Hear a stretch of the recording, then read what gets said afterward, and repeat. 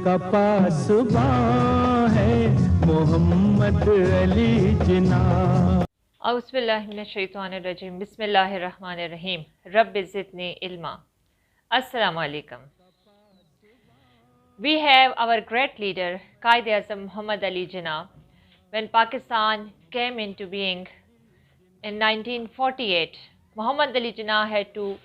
handle so many responsibility, and with that he had to run the new state of Pakistan. یہ وہ وقت تھا کہ جب قائد اعظم محمد علی جناح اپنے پاکستان کو ایک نئے اسٹیٹ کو بنانے میں مصروف تھے۔ اسی وقت میں ڈھاکہ میں ایک کانووکیشن تھا، ڈھاکہ یونیورسٹی میں یہ کانووکیشن تھا، اور وہاں پر آپ کو انوائٹ کیا گیا ایڈریس کے لیے۔ محمد علی جناح کو وائس چانسلر نے بلایا کہ وہ وہاں کے جو ہونہار طالب علم ہیں جنہوں نے وہاں سے ڈگریز حاصل کی، اور ان کو کہا گیا کہ وہ وہاں سے انہوں نے ڈگریز حاصل کی، تو قائد اعظم محمد علی جناح سے ریکویسٹ کی گئی کہ وہ ان اسٹوڈنٹ سے آ کر ایڈریس کریں۔ تو آج میں نے آپ کے لیے یہ ایک ایکسکرپٹ چوز کیا ہے from the speech of Quaid Azam that was delivered at the Dhaka university convocation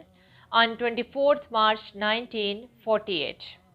24 March 1948 کو قائد اعظم محمد علی جناح نے یہ ایڈریس کیا۔ آپ نے خطاب کیا ان طالب علموں سے جو اس وقت ڈھاکہ یونیورسٹی میں تھے۔ تو سب سے پہلے قائد اعظم محمد علی جناح شکریہ ادا کرتے ہیں وائس چانسلر کا کہ انہوں نے جس طرح سے آپ کی ایفرٹس کو اپریشیٹ کیا اور آپ کے اپریزل میں انہوں نے بہت اچھے الفاظ کہے، تو قائد اعظم نے ان کی باتوں کو سراہا اور کہنے لگے کہ میں نے جو کچھ کیا، being a Muslim this was my responsibility, میں نے اپنے فرض کو سر انجام دیا، یہ میری رسپانسبلٹی تھی، مسلمان ہونے کے ناطے یہ میرا فرض تھا۔ پھر ساتھ ہی کہنے لگے کہ میں تو اس یونیورسٹی میں آیا ہوں اور یہاں کے سبجیکٹ کے مطابق جو کہ لا، ہسٹری یا سائنس کے جو سبجیکٹ یہاں کے پڑھائے جاتے ہیں، مجھے ٹائم نہیں ملا کہ میں اس کے اکارڈنگ ایک لرنڈ اسٹوڈنٹ سے ایڈریس کرنے کے لیے ایک لرنڈ لیول کا ایڈریس پریپیئر کروں، لیکن انہوں نے کہا کہ میں نے جو سوچا کہ میں طلباء سے ضرور بھی بات کروں گا۔ تو سب سے پہلی بات جو انہوں نے کی وہ یہ کہی، آپ کی بڑی فرینڈلی ٹون تھی، آپ نے بڑی فرینڈلی ٹون میں کہا کہ میں کنگریچولیٹ کرتا ہوں ان تمام اسٹوڈنٹس کو جنہوں نے ڈگریز حاصل کی اور جنہوں نے اس کے علاوہ کوئی ڈپلوماز حاصل کیے۔ اس کے بعد آپ نے کہا کہ اب چونکہ آپ نے یہ لارل اچیو کر لیا ہے اور اب آپ ایک انڈیپینڈنٹ اسٹیٹ میں ہو۔ انڈیپینڈنٹ اسٹیٹ کیونکہ پاکستان بننے سے پہلے جو ہم سب ہمارے فور فادرز جو تھے وہ سب اس ٹائم پر ایک برٹش رول کے انڈر کام کر رہے تھے، لیکن اب ایک انڈیپینڈنٹ اسٹیٹ میں رہتے ہوئے انہوں نے وہ اپنی ڈگریز حاصل کر لی ہیں۔ So now he says that we have broken the shackles of slavery، کہ وہ جو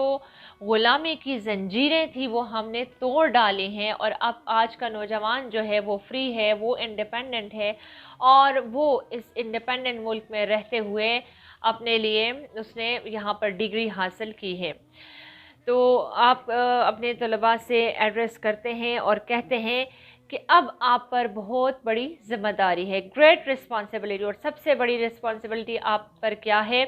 کہ to work as a united and discipline nation, کہ آپ یونائٹڈ اور ڈسپلن نیشن کے طور پر کام کریں، کہ اب آپ کی یہ ذمہ داری ہے کہ آپ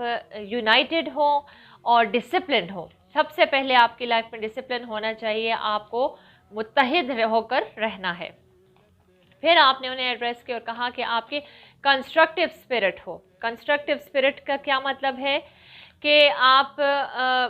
اب آپ نے جو بھی بات کرنی ہے، جو بھی کام کرنا ہے، ملک کی فلاح و بہبود کے لیے کرنا ہے، rather than militant spirit. Militant spirit تو ہماری ملیٹنسی کا جذبہ تو اس وقت تھا کہ جب پاکستان نہیں بنا تھا، جب ہم نے اپنے لیے ایک الگ اسٹیٹ حاصل کرنی تھی، جب برٹن کے ساتھ لڑنا تھا، اور جب ہم نے اپنے لیے ایک الگ آزاد مملکت بنانی تھی، اس وقت آپ کی ملیٹنسی اسپرٹ تھی۔ لیکن اب آپ کی ملیٹنٹ اسپرٹ نہیں ہے، اب آپ کی کنسٹرکٹیو اسپرٹ ہے۔ اب آپ نے جو کام بھی کرنا ہے پازیٹیو ہو کر سوچ کر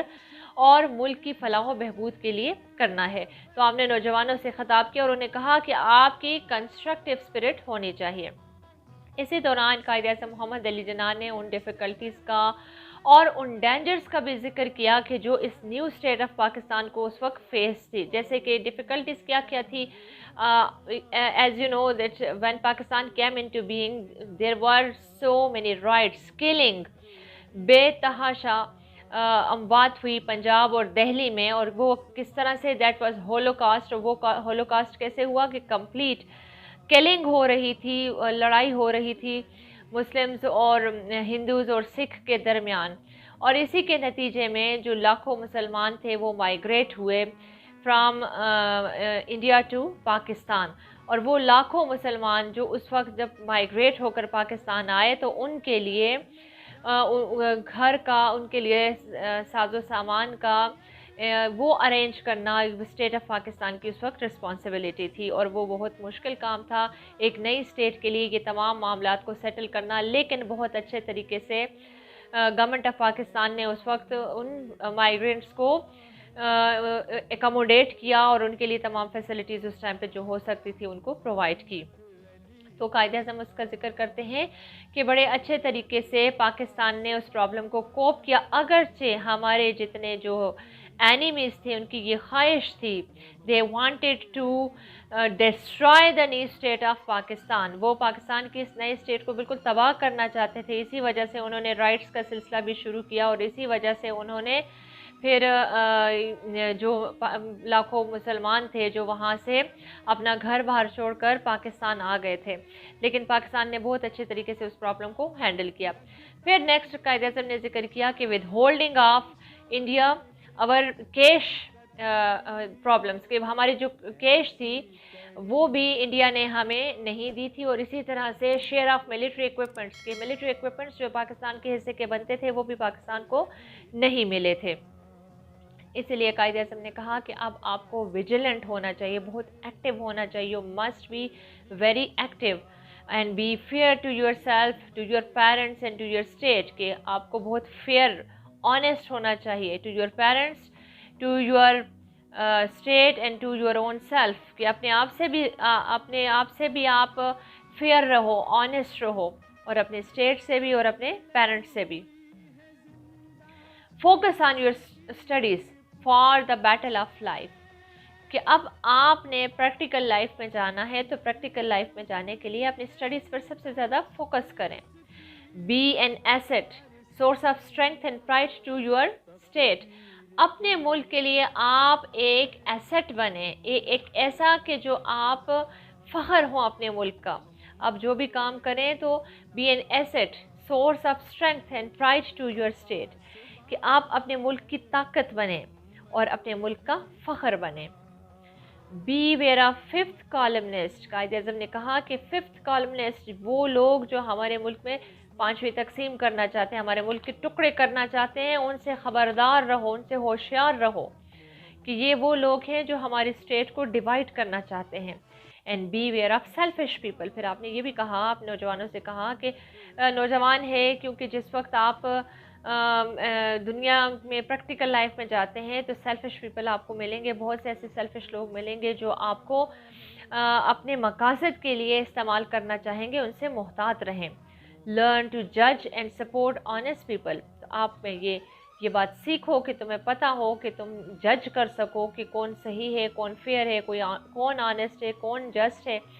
اور پھر جو ہے اگر اس طرح سے تو اس کو سپورٹ کرو. Get out of the rut of following only for government, یہ جو ایک پریکٹس چل رہی تھی کہ اس وقت جو اسٹوڈنٹ ایجوکیشن حاصل کرتے تھے ان کا بیسک مقصد یہ ہوتا تھا کہ ہم سول سرونٹ بن جائیں اور ہم سول سروسز گورنمنٹ جاب میں چلے جائیں. تو قائد اعظم کہنے لگے کہ اس وقت جب گورنمنٹ جابس تھی, پہلے جو گورنمنٹ جابس تھی اس میں جو لوگ آتے تھے برٹش رول کے انڈر, صرف اور صرف اتنی ایجوکیشن انہوں نے رکھی ہوئی تھی کہ جو لوگ ایجوکیشن حاصل کر کے صرف بہترین کلرکس بن جائیں. اس وقت جو سول سرونٹس تھے ان کا صرف یہ کام تھا کہ وہ بہترین کلرکس ہوں. تو قائد اعظم کہنے لگے کہ اب آپ کا کام صرف کلرک بننا نہیں ہے, ٹھیک ہے گورنمنٹ جاب میں آپ جائیں, سول سروسز جوائن کریں, لیکن سب لوگ تو سول سروسز میں نہیں جا سکتے. گورنمنٹ ایک خاص لیول پر ایک خاص لمیٹڈ نمبر آف پیپل کو وہ سلیکٹ کرتی ہے فار سول سروسز. تو باقی جو لوگ ہیں جو کوالیفائی کر کے جائیں گے تو ایسا نہ ہو کہ وہ راٹ ہوں، ان کو چاہیے کہ وہ باقی جابس میں بھی ٹرائی کریں، وہ باقی فیلڈس میں بھی ایجوکیشن حاصل کریں، اسکل حاصل کریں، جیسے کہ ٹیکنیکل ایجوکیشن حاصل کریں، اسی طرح سے بینکنگ میں جائیں، کامرس میں، ٹریڈ میں، انڈسٹری میں. یہ وہ فیلڈز ہیں جن میں ان کے پاس بہت سا اسکوپ ہے اور ان کو ان فیلڈز میں بھی آگے جانا چاہیے. تو قائد اعظم اس بات پہ فوکس کر رہے تھے کہ نوجوانوں کو اپنی جتنی انرجیز ہیں ان کو پازیٹیو وے میں یوٹیلائز کرنا چاہیے اور پازیٹیو وے میں ان کو آگے جانا چاہیے. تو یہ وہ ایڈریس تھا جو قائد اعظم محمد علی جناح نے ڈھاکہ میں ان طلباء سے کیا، اور آپ نے بڑے پازیٹیو طریقے سے ان اسٹوڈنٹس کو یہ بتایا کہ انہوں نے اب پریکٹیکلی اپنے ملک کو بہتر بنانے کے لیے کیا کیا اقدامات کرنے ہیں اور کس طریقے سے انہوں نے اپنے ملک کو بہتر بنانا ہے. So this was an address, and this address is in fact showing the responsibility of youth کہ نوجوانوں کی کیا کیا ذمہ داریاں ہیں. پہلے وہ آنیسٹ ہو، فیئر ہو، جسٹ ہو، فوکس کریں اپنی اسٹڈیز پر. سب سے زیادہ ان کو اپنی اسٹڈیز پر فوکس کرنا چاہیے. سب سے پہلے ان کا کام یہ ہے کہ وہ اپنی اسٹڈیز پر فوکس کریں، پھر وہ اپنے آپ کو وہ یونائٹڈ ہوں، وہ فرم ہوں اور وہ پہچان سکیں کہ ان کے ارد گرد کیا ہو رہا ہے، ویجیلنٹ ہوں. اسی طرح سے وہ جو جتنے بھی ان کے ارد گرد ففتھ کالمنسٹ ہیں ان سے وہ خبردار رہیں اور ان سے اپنی جو ہے وہ خود کو بچا کر رکھیں.